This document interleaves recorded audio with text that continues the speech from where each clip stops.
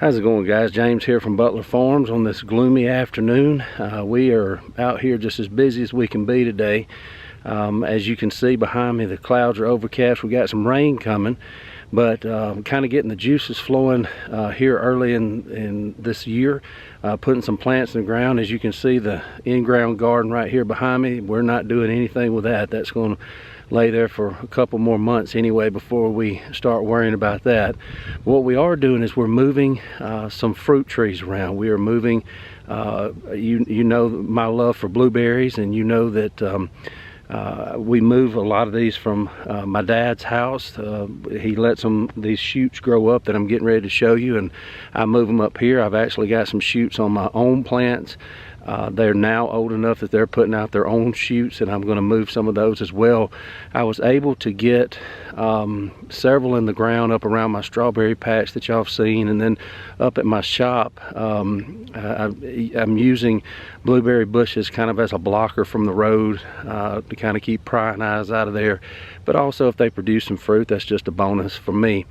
But you know, blueberries are one of those superfoods. It's one of those you know, as far as here where I live in the deep south, if you can ever get them started, there's something that you don't really have to worry about. They kind of take care of themselves.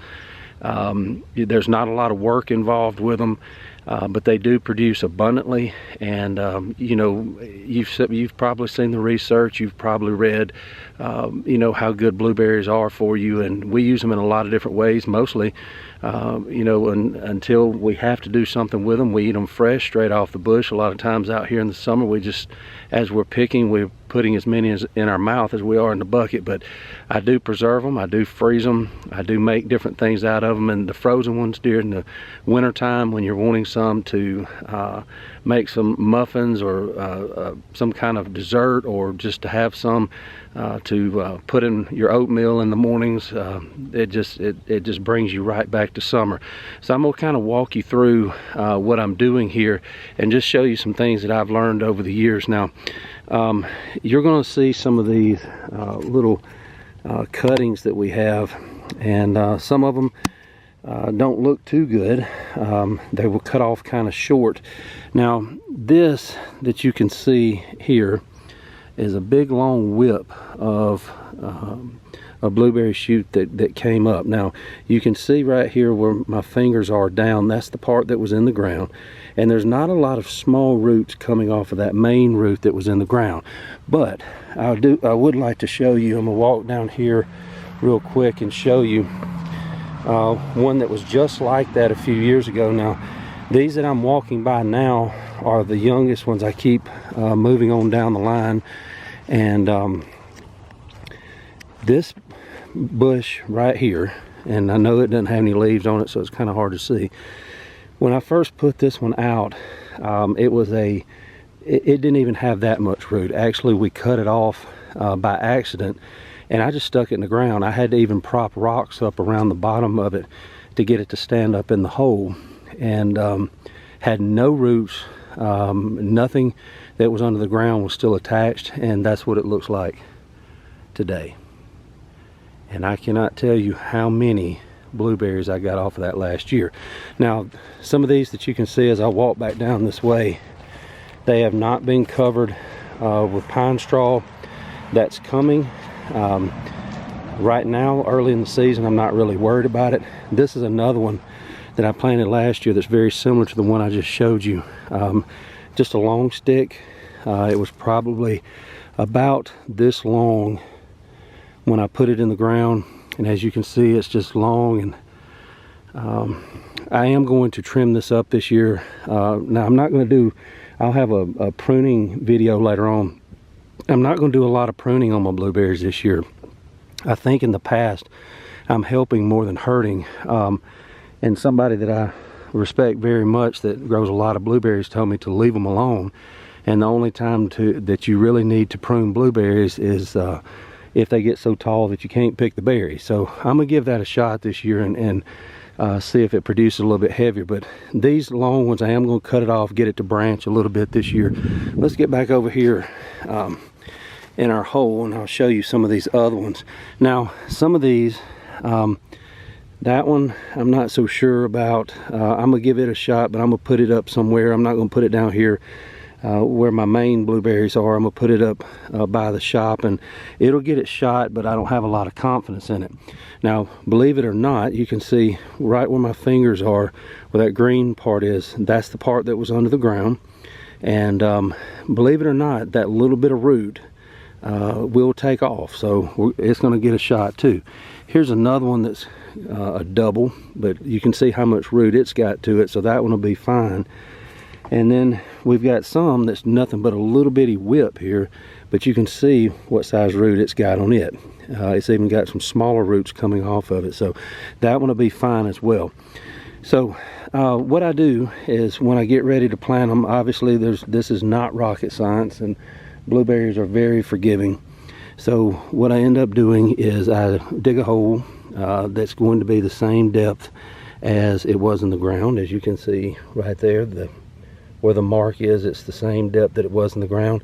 It's got a lot of room in there to be able to grow. I even chop it up in the bottom of the hole to loosen it up so that the roots stand a better chance of being able to make it. Now, this is my tool of choice. It's just a plain sharpshooter. If you do not have one, especially if you're going to plant cuttings, if you're going to plant any kind of potted plant out, there's nothing better in the world. A regular shovel doesn't even come close to it. That actually was just 2 little bitty scoops. With that, it works so much better than not. Now, one other thing that I've learned over the years, if you dig this out and just pile your dirt out to the side, you're going to lose most of your dirt. And I had a duh moment a couple of years ago.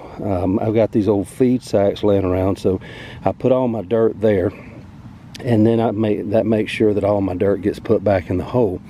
Now, when I get ready, obviously I'm out here by myself, so I'm not going to be able to hold the camera and do it. I will take and get a couple of handfuls of that and pack it real good down around the root that you see there, and then I will take my bag there and just dump the rest of it on top and pack it down so that it's making good soil contact. Now, the reason that I'm kind of in a hurry today is that as I showed you in some of my former videos, we've had a lot of cold weather here, and my dad got these for me, I guess, about a week and a half ago. And then the snow hit, and after the snow hit is when the bottom fell out as far as the temperatures go. And you know, our mornings have been in the low teens, hadn't gotten out of freezing, and it probably wouldn't have hurt to go ahead and put them out, but I've been saving them. Had this old bucket here that kept some moist dirt down in it. I did move them in the house, but I did keep them in that moist dirt to kind of help them along. But we've got a weather system coming in tonight, and it's going to be here most of the week. It's going to dump a lot of rain on us, but the temperatures are going to be a lot milder. The lowest thing we got coming this week is about 34 one morning this week, so it is the perfect time to get them out. It's still winter time. They're in their dormant stage. You've got to move them when they're dormant. It's not going to do you any good to try to plant them when they're actively growing. And I've got rain coming. I've got milder temperatures. It's going to water them in and you know, seal that dirt around that root real good and tight, better than what I can do.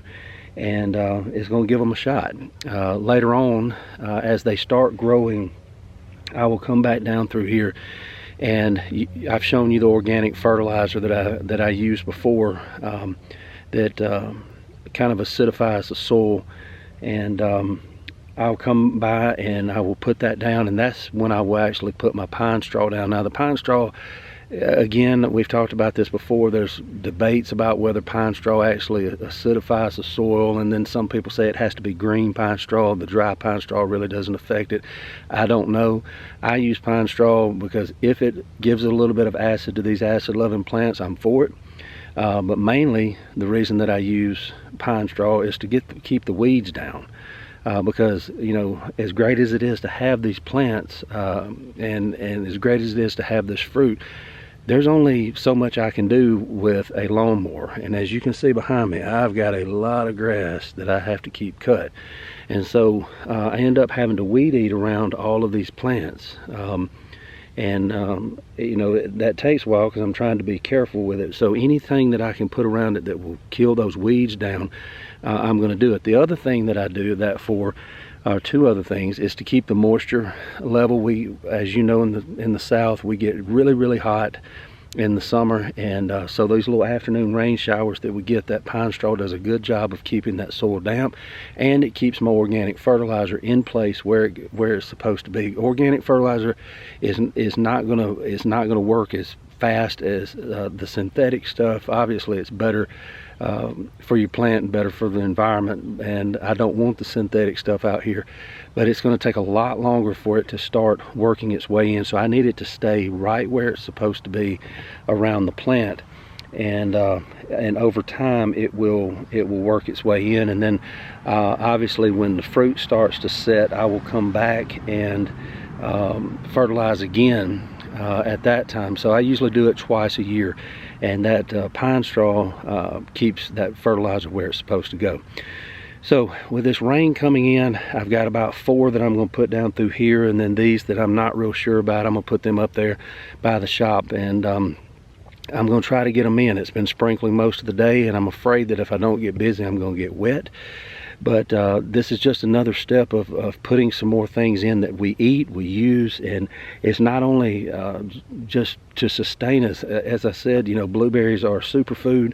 They are one thing that you want on your homestead that is easy. You don't have the diseases and the problems that you do with a lot of other fruit. As far as fruit goes, they're relatively easy and worry-free. So set it and forget it is what I like to do, and then stand out here and eat the bounty in the summer that we're blessed with.